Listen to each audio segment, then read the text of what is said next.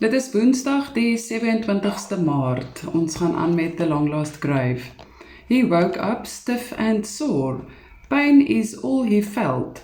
Someone had dragged a blanket over him, and Rob was surprised to find that his face had been cleaned up. Groaning, he swung his feet to the floor and sat up. Next to him, Herbie stood in his sleep. It took Rob several minutes to recall the brawl and the arrest. His mouth was dry, his head throbbing, and as he tried to stand, he was attacked by a wave of nausea. He slumped back on the thin mattress and sat for a few moments, head in the hands. His body felt numb, and he gasped as he touched the bruises. He thought with vivid recollection, what a fight! Hell, he must have been mad! But he felt no remorse. Instead, there was a deep satisfaction in him, a strange peace and quiet. In a way, awkward and inadequate as it might seem, they had avenged part of the wrongs done to them, and the victorious outcome of the encounter was like a soothing balm. The fight was the release valve of their pent-up emotions. With a nauseous feeling, he staggered across to the open toilet and afterwards stuck his head under the tap. He shuddered and exclaimed painfully as the cold water spilled over his battered face. Then he drank to quench his thirst. The cold water made him feel better, and he stiffly stumbled back to the bed. What now? But the movements were detected in the station office, and moments later a face peered around the open door. Constable Dupree grinned at Rob. Had a rough night, sir? He asked simply, and Rob grunted some incoherent reply. Would you like some coffee? Even in his present condition, Rob couldn't help to be surprised by the considerate offer. Why, that's a great idea. And, as the constable left for the promised coffee, Rob noticed the time on the policeman's watch. It was 6:30 in the morning. The constable handed a mug through the bars, took one for himself as Herbie was still snoring. What happened to my face? Rob blew hot coffee between sipping. I mean, who patched it up? The sergeant had a doctor. He cleaned you both up as best as he could and stuck a few plasters on the worst of the wounds. The constable grinned. Not exactly regulations, but the sergeant said he couldn't care, reckoning that these others should have been locked up too. But the lieutenant, well, he shrugged, drank from his coffee to hide his discomfort. I better go, he muttered as he took the empty mug through the bars. But you should give me a number where I can find someone to come and bail you out. There's no money left in your wallets. Rob nodded. I will appreciate that. Try Peter Crawford. His number? No problem, sir. I know him well. But the constable returned minutes later with a sad news that there had been no answer. Rob reluctantly gave Kathy's number. Perhaps that was the only gloomy aspect of the whole episode, to have her to face him in his tattered clothes, bloodied and dirty. But fate allowed him no other option, and he sat waiting for the moment when the high-spirited, easily angered ranger would arrive.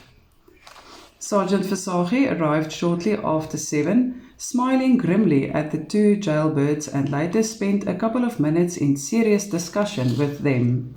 But it was some while before he returned with the news that their bail had been paid and that, unless someone pressed charges, the matter was settled. As they received their watches, belts, and usual things, the stern-faced sergeant told Rob that he was available at any time he might be needed and that the brothers could count on his support. As Rob stared at the policeman, pondering over the meaning of his words, the sergeant motioned towards the door. She's waiting in the car, he grinned, and the ranger looks furious. Thanks, Rob grunted. For everything and the 3 bed. The policeman laughed and the two brothers limped down the steps of the station.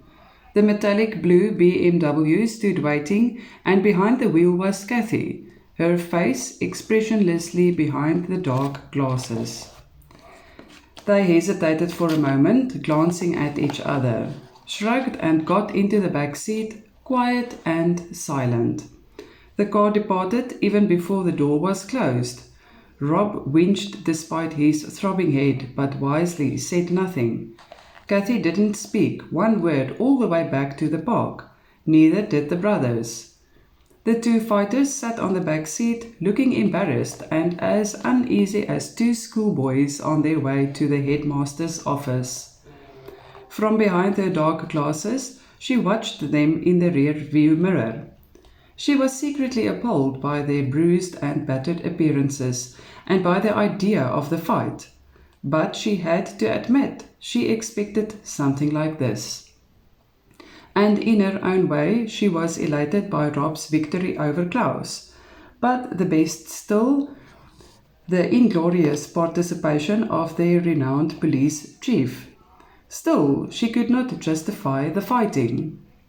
The BMW sped along the N2 at a neck-breaking speed, and they overtook Gabby's white Datsun in which he had brought Kathy to town. And the young conservationist grinned with sympathy at the occupants in the speeding car. Kathy stopped on the gravel behind her rondavel. "Come," she ordered curtly and flung the kitchen door open. They trailed in after her, looking so uncomfortable that she found it hard not to laugh. "Now, you two go and clean up," she said and went to work. 10 minutes later, feeling and looking much better, they filed back into the kitchen, drawn by the scent of frying bacon and fresh coffee. "Thanks for bailing us, Kathy," Rob spoke cautiously, lighting a cigarette from his packet in her room, inhaling deeply. "And I am sorry." "I saw the owner of the pub," she replied curtly. "I paid the damage." "What?" Rob was stunned. "But why?" "Now he won't press charges." She was still not looking at them, but stirred the scrambled eggs vigorously. "And Klaus has been hospitalized, and the others look pretty bad too.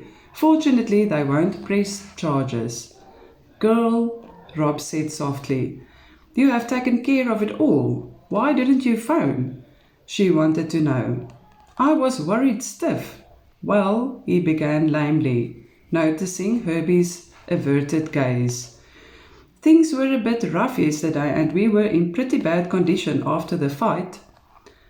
"I'm sorry, Kathy," and then he added with desperate cheerful note, "but I gave him one from you too." His face looked boyish, mischievous and hopeful. Then she laughed through her tears. "You did?" she asked, shaking, and wiped away the tears as she chuckled. "You should have been yourselves when you came out of the police station.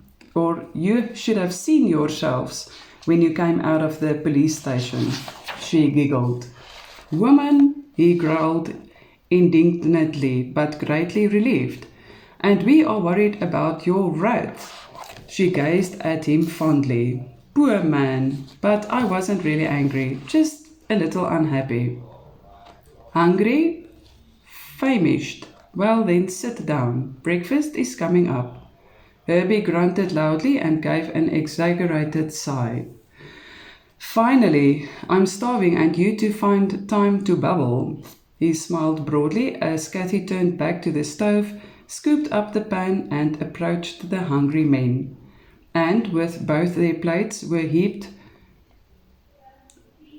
she stood back and watched them with approval as they ate their breakfast. "Second helping on its way," she firmly announced. Their objections were in vain. Finally, with Kathy satisfied and the men satisfied, they went out to the stoep for a smoke. The cool morning breeze was soothing on their bruised skins, and then they saw it. In the exact position of the Flying Dutchman was the luxury cabin cruiser of Ashley Gordon Forbes. Will Stein dropped his pair of flippers onto the deck, spat overboard and unbuckled the straps of the oxygen cylinder. He carefully let down on the deck and frowned. "Where is Tony?" he asked. "Not up yet." "Not up? Why, he was right on my heels," Will exclaimed and hurried to the broad stern. Looking over the gunwale, he was just in time to see Tony Fisher's surfacing. He relaxed. "Hell," he thought, "I'm as jumpy as hell and there's no reason for it." "Anything wrong?" Tony shook his head and pushed his mask into his forehead and discarded his DV. "Nothing," he called back and spat to rid the saltiness from his mouth. "Saw something and went back for a look?" "Nothing, though." Will grunted satisfied and turned back to Louis Krause. "Our first day," he grinned. At that moment, Tony swam to the ladder with a few rapid strokes. Reaching down, he tried the end of a thick rope to the chrome ladder about 2 feet under the surface. Satisfied that it won't be detected, he ripped off his flippers and ascended to the deck. So far, so good. Tomorrow will be better. Tony flung his wetsuit aside and dried himself vigorously. What did we bring up today?" "2 cannons and rubble," Louis grumbled. "Tomorrow the gold, huh?" "Yeah," Tony muttered, "the gold," but his eyes were fixed on Will a couple of paces away. There was more to it than just the gold, and Will Stein stood slam-bang in the path of it. Patience, he quietly decided, was all that was needed, for he could already see the possibilities. The possibility of becoming skipper of the wrecker, and Will Stein was too soft for the job. He noticed the question on Louis' face and nodded. "It's done," he said simply. "Hi, fellows," came a cheerful voice from the saloon. "I made coffee if you want some. It's in here." Selina stood there, smiling at them, and in her Bermuda shorts and blouse that ended well above her oval-shaped navel, she cut an attractive picture. The men grinned adoringly. "That's great, Miss Selina. We'll be right along." But it was on Will Stein that her eyes were focused. Their eyes met and held. Then she turned and went back inside, showing him a glimpse of her buttocks under the edge of the shorts, and he was the first to enter the saloon as she poured the promised coffee from the flask. "Dan Johnson was on the radio," she said in a low voice. "Ashley phoned from Cape Town. He won't be back until next week." They stared at one another across the table, both acutely aware of the other and savouring the same thought. "We have 1 week," but they realized that they were on very thin ice. If something should happen and it reached Ashley's ears, all hell would break loose for both of them. They hastily averted their gazes as the others entered with wide grins and wringing their hands in anticipation of the promised coffee. Selina handed the coffee cups around, avoiding their eyes. They noticed nothing, and soon there was a cheerful conversation going with her in the middle. She liked that.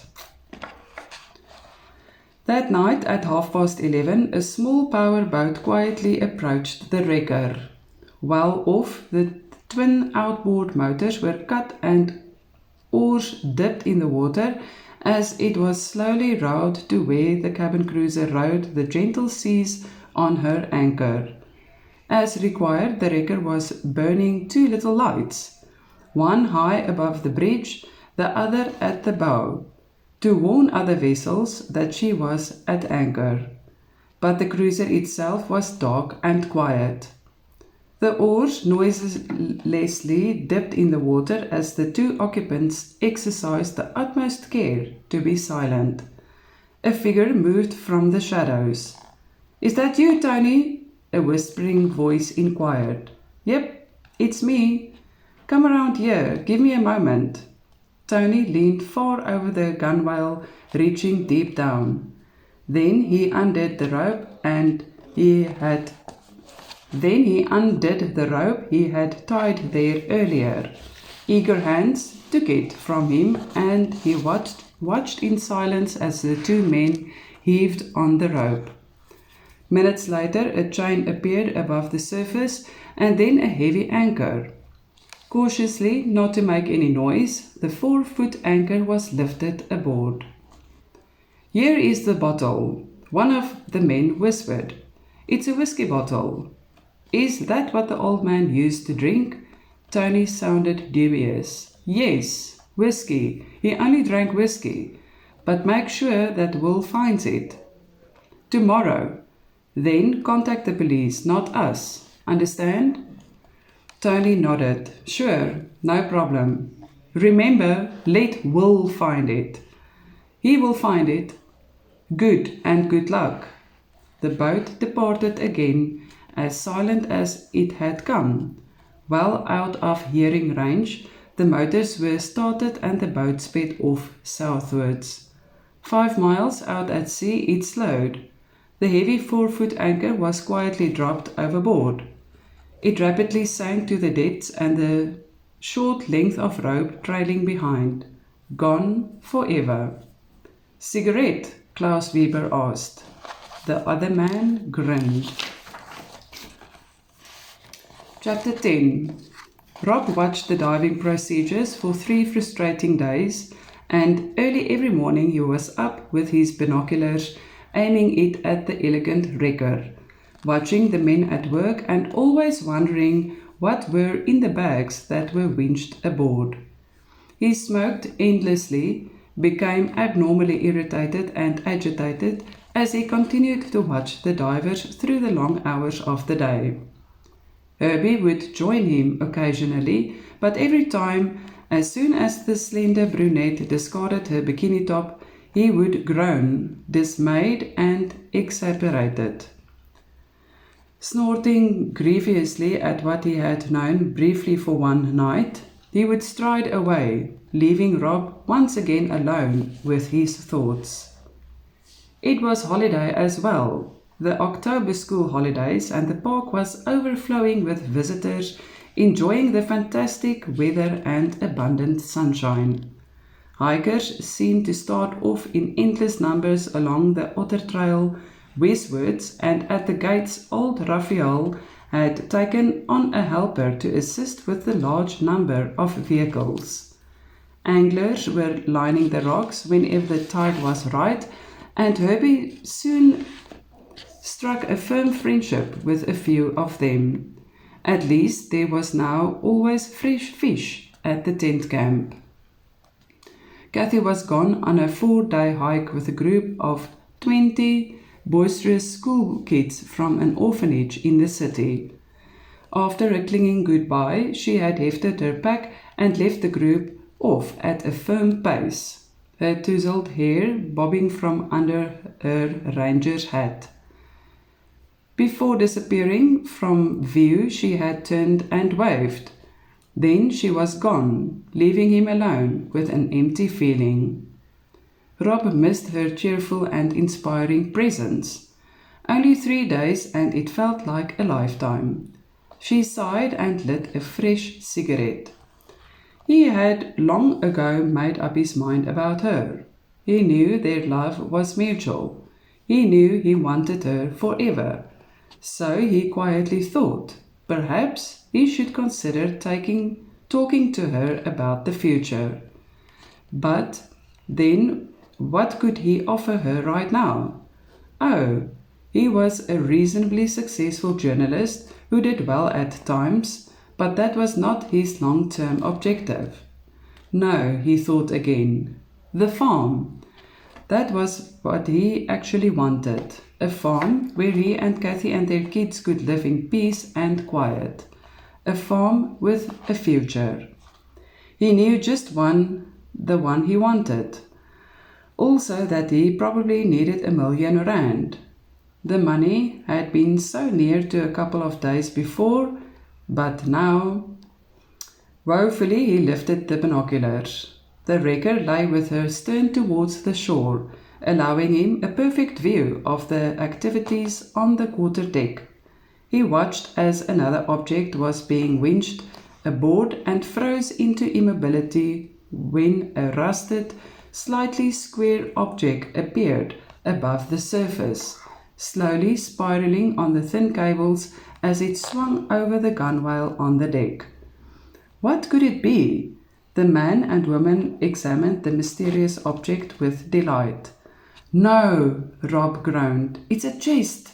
They had found and lifted a chest. The treasure.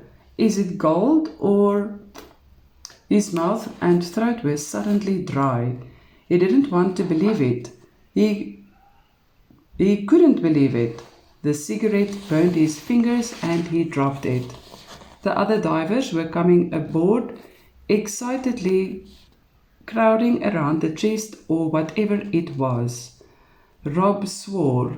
No matter how he tried, he just couldn't get a better view of it. But the men seemed cheerful enough, grinning and laughing as they crouched around the object. Hell, it had to be the gold. Rob mused despairingly. I must know what that is. I must be certain about the gold. Then he saw the men and women disappearing into the saloon. It was too much for the impatient anxiety and curiosity. With an exclamation of helpless anger, he climbed down from his observation post high upon the rocks and fiercely strode back to the tent camp. And in his mind was only one thought. I must find out what that was. If it was the gold, he suddenly shook his head. Rob left the tent camp late that night. The night was dark and quiet, lacking the moonlight of the nights before. A car sounded far off on the highway and a light breeze rustled the leaves of the trees as he walked towards the river in the shadows of the towering evergreens. His neoprene-booted feet made no noise along the footpath and his wetsuit-clad body blended in perfectly with the shadows.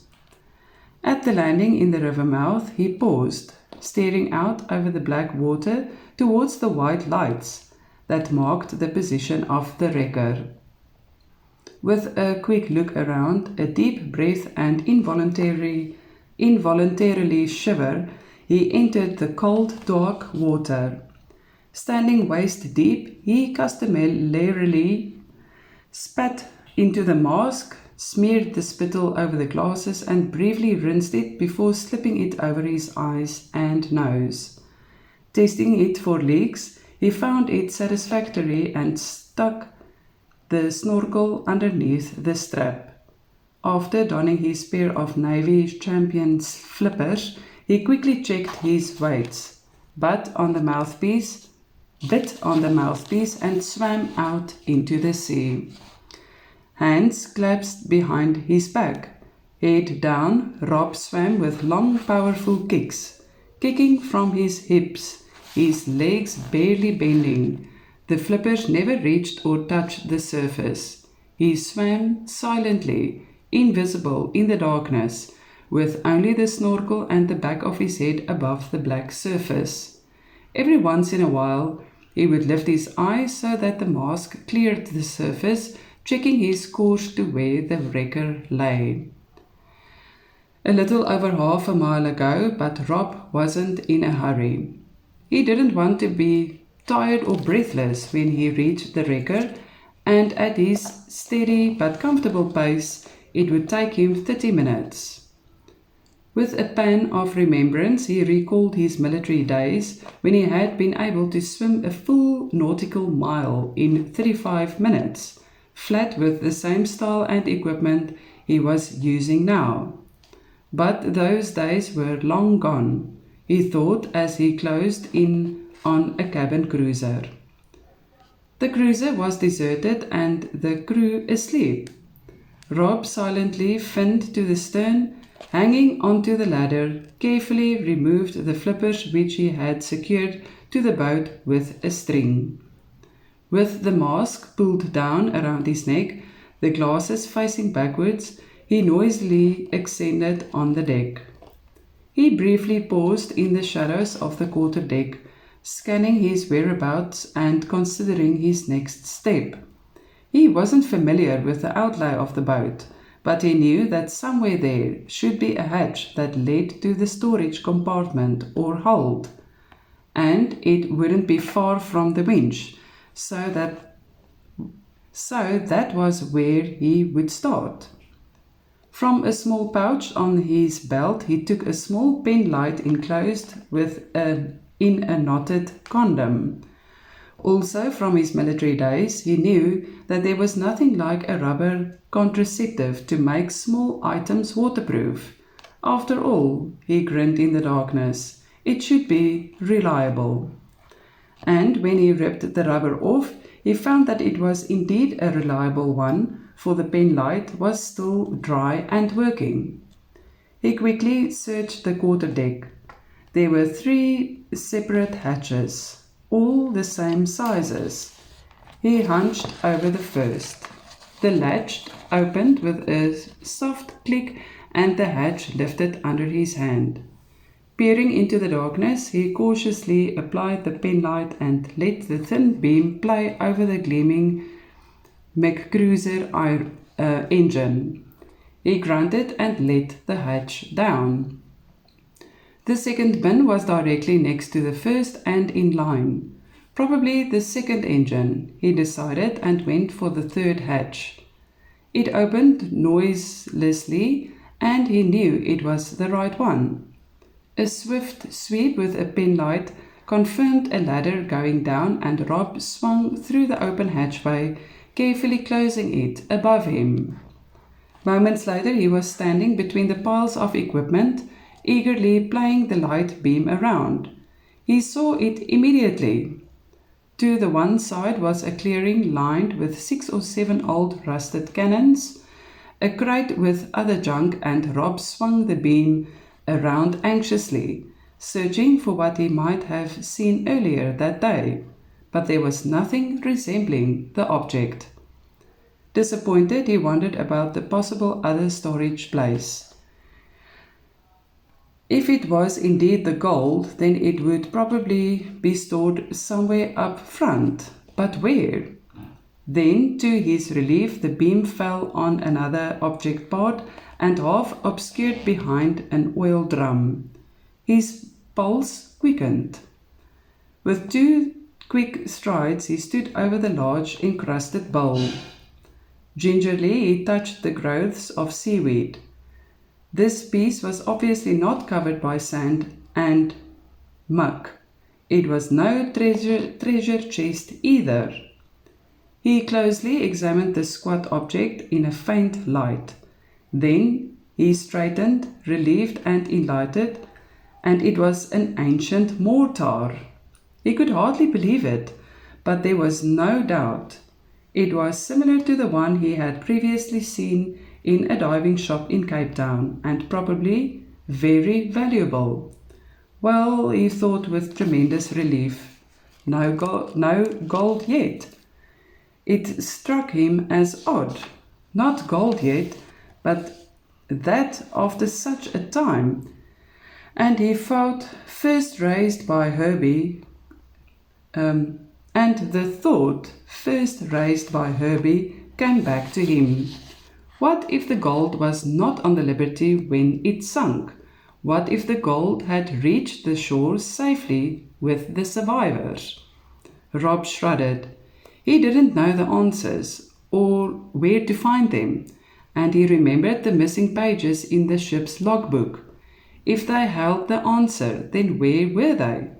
Rob hastily climbed to the deck, paused with the hatch half opened, but everything was as quiet as earlier.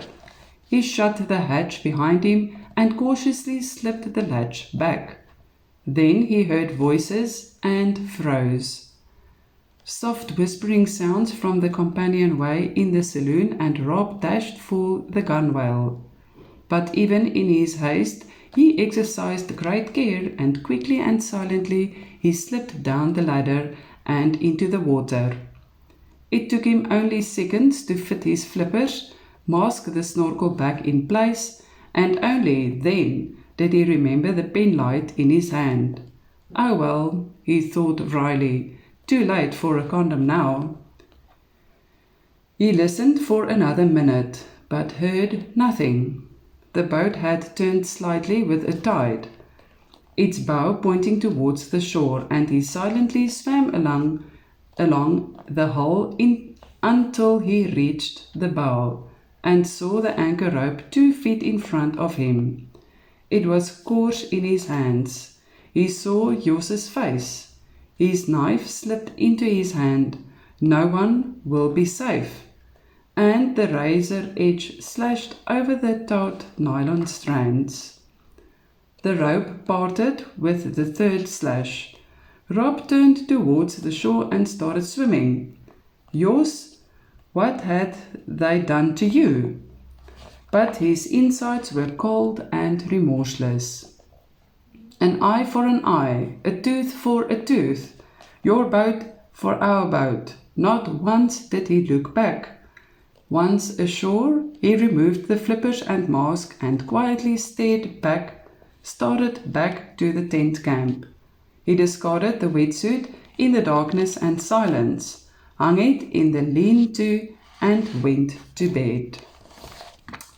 Geniet die res van jou aand. Dankie vir jou ondersteuning. Maak seker om te like, share, subscribe en druk die bel button. Ek lees môre aand verder. Mooi bly.